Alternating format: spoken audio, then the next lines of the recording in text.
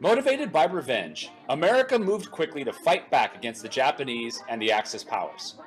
5 million men rushed to enlist into the armed services, and the Selective Service Act drafted 10 million more. Even women enlisted and served in non-combat roles, freeing up men for combat duty. The minorities faced a dilemma as to their role in the war effort. They asked the question, do we stand and fight for a country that denies us rights and keeps us segregated? For many, the answer was yes, and they joined the fight. About 1 million African Americans served in segregated units, in non-combat roles until 1943. After 1943, African Americans were put into active service in the war.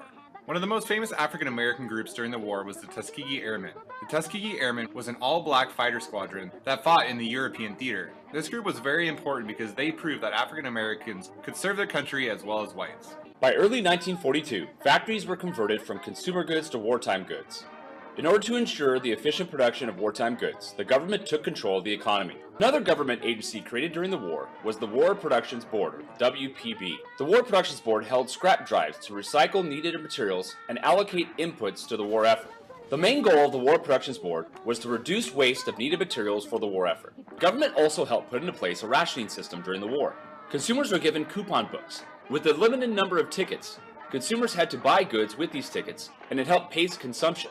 It ensured goods would not run out, and whatever was needed by the military would be sent to them in plentiful numbers. During the war, the American working class changed significantly and benefited greatly. Unemployment dropped to 1.2% by 1944, and wages increased by 10%. Good weather, improved machinery, and high demand increased farmers' profits, and they were able to pay off loans from the Great Depression. Women began to take a larger role in the workforce, making up 35% of it. They were able to get more pay, and they broke the mold of what a typical woman was supposed to be. This is where we see the iconic image of Rosie the Riveter. It cannot be emphasized too much on how big of a role women played in the factories making war goods for the men fighting abroad. Americans who were hit financially by the Great Depression also got the opportunity to invest their money. Americans saved their money buying war bonds.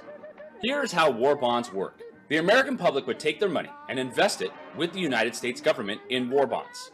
The government would issue the bond to the consumer in return for their money.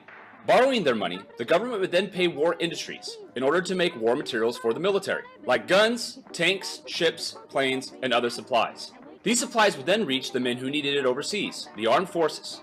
Once the war was won, due to large part to the American public donating their money, the US government would pay them back, plus interest. Despite wartime advancements, minorities faced old prejudices both at home and in the military. African Americans lived in segregated cities, got lower pay, and faced violence.